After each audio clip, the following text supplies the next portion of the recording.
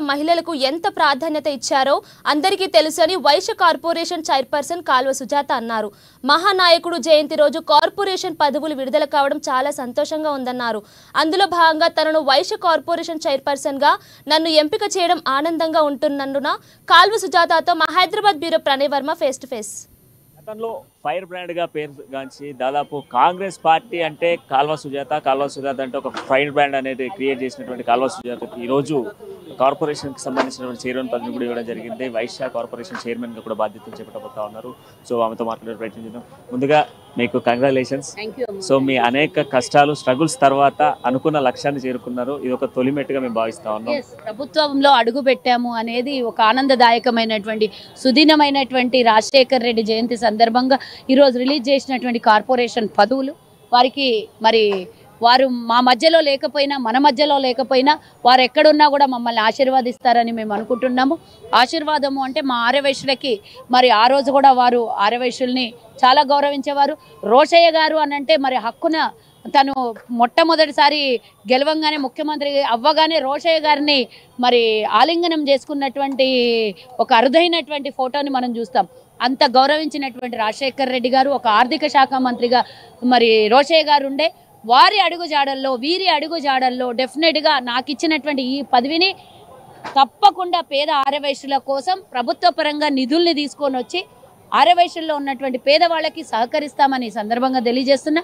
అన్నిటికన్నా ఇంపార్టెంట్ ఏంటంటే మేము 10 ఏళ్ళు కొట్లాడినాం.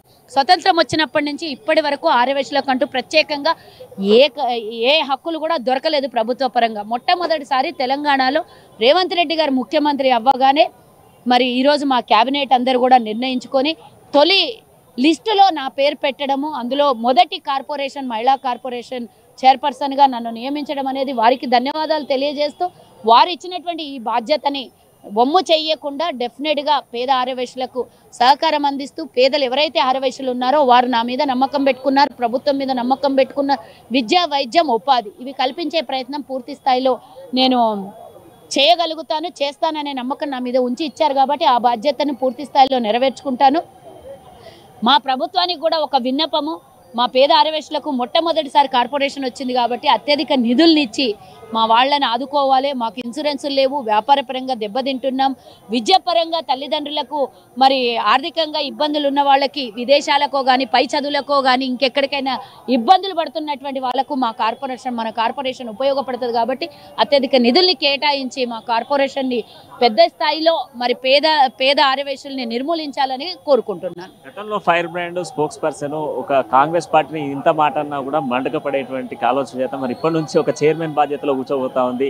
యాక్సిస్ కంటిన్యూ ఉంటుంది, ఏమైనా చేంజ్ ఓవర్ కనిపిస్తుంది? దానికి దీనికి ఇది పార్టీ పరంగా నా మార్కు ఎప్పుడు నేను పనిచేసినటువంటి ఈ పార్టీ ఈ గాంధీ భవన్ సాక్షిగా ఎన్నో పోరాటాలు చేశాం, ఎన్నో ఏండ్ల కళ సాకారమైంది.